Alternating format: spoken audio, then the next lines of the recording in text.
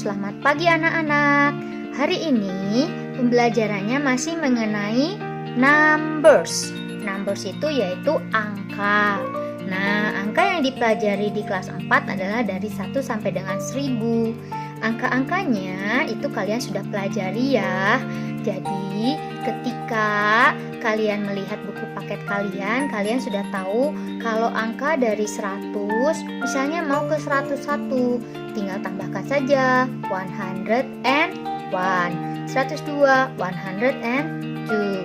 Atau angka puluhan 90 misalnya 90, mau jadi 91 jadi 91.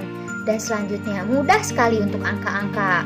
Bagaimana jika angkanya lebih dari 100, misalnya 178? Gampang, tinggal tambahkan n, ya kan? 100 itu berapa? 100. Terus tambahkan n, terus 70 itu berapa? 70 kan? 8 itu 8. Jadi 178. Jadi mudah sekali untuk angka. Nah, selanjutnya kita belajar apa, Miss? Hari ini kita akan belajar mengenai there is dan there are dalam penggunaan kalimatnya positif, negatif, dan interrogatif. Kalimat positifnya misalnya, ingat dulu sebentar ya, catatan, kalau is dan are itu dipakai untuk menunjukkan dia ini jumlahnya tunggal atau cuma satu. Dia harus tunggal atau berjumlah satu saja. Tapi kalau are itu jamak, artinya lebih dari satu. Di dalam is dan are juga ada kata e atau en. Tergantung. Kalau misalnya an apple, itu baru pakai an apple. Tapi kalau banana, baru pakai e. Jadi e sama en itu artinya sebuah. Kalau untuk buah, atau bisa juga seekor, atau bisa juga satu. Ya, e dan en. Tergantung dia menghadapi huruf bunyinya awalnya vokal atau konsonan. Kalau vokal a, i, u, e, o seperti apple, terus atau lagi ant, itu nggak boleh pakai e. Jadi an ant, seekor semut, an apple, sebuah apel. Tapi kalau banana atau banana itu boleh ya, itu baru pakai e, nggak boleh pakai en banana. Kenapa? Karena huruf yang bunyinya dia konsonan bukan vokal ya. Itu dulu tentang e dan en. Jadi artinya bisa sebuah, seekor ataupun satu. Sekarang kalau there is, there are. There is dan there are di sini artinya ada, tapi adanya itu menunjukkan apakah ada satu atau ada banyak.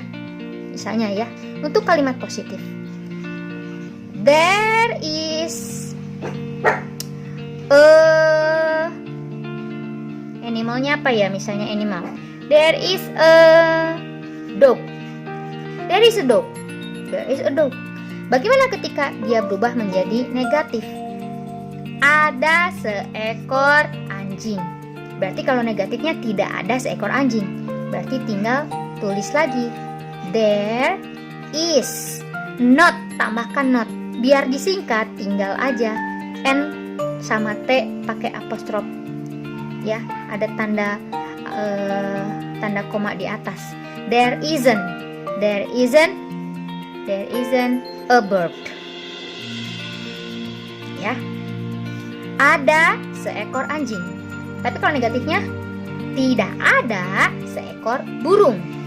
Bagaimana kalau kalimat tanya?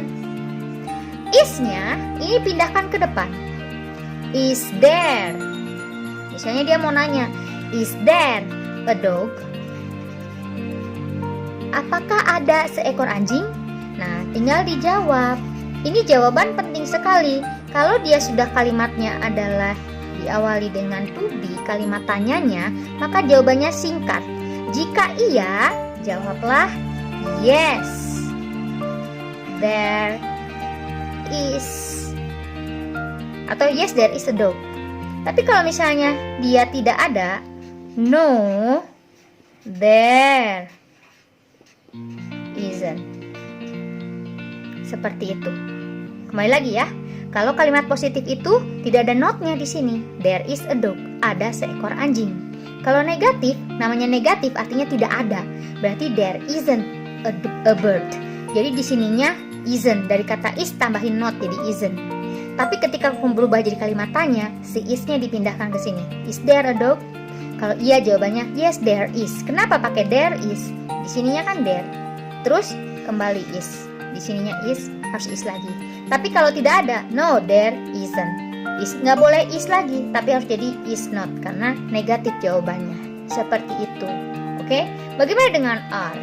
Sama saja seperti ini. Misalnya kalau are, kalimat positifnya there are. Nah, kalau are tidak boleh lagi hewannya satu. Kalau di sini hewannya kan cuma satu, a dog, seekor anjing. Tapi kalau sudah are, maka dia harus lebih dari satu hewannya. Jadi there are misalnya 3 zebra. Pakai s karena zebranya lebih dari satu. There are 3 zebras. Oke? Kalau negatifnya gimana? Sama, tulis lagi aja there are-nya. There are, tetapi tambahkan not ketika sudah ada negatif. There aren't 3 monkeys. Tidak boleh tidak ada S-nya. Tidak boleh tidak ada S-nya. Kenapa? Karena 3 itu kan lebih dari satu.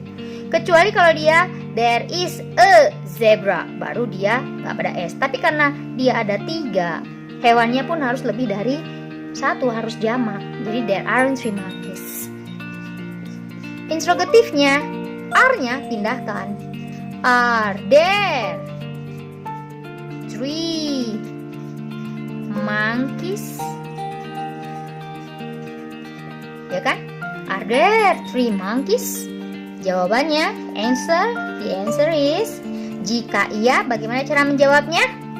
Pasti pakai yes, pakai there, lalu lihat di sini. Are.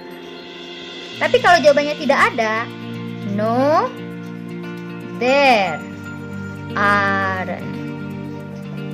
Oke? Jadi ciri utamanya kalau is, dia itu harus hewannya, buahnya, bendanya, apapun harus berjumlah satu saja. Tapi kalau pakai are, hewan, buah, tumbuhan, benda-benda lainnya, dia harus lebih dari satu. Dia itu jamak. Hanya seperti itu saja materi kita mengenai there is dan there are. Mudah sekali ya, tidak sulit sama sekali. Asalkan kalian mau belajar dengan sungguh-sungguh, memahami. Tapi kalau masih belum paham, silahkan bertanya kepada Miss Rose nanti ya. Oke, sekarang sudah disiapkan oleh Miss Rose latihannya di Google Form. Kalian tinggal belajar dan pelajari lagi penggunaan there is, there are yang sangat sederhana ini. Oke, selamat belajar.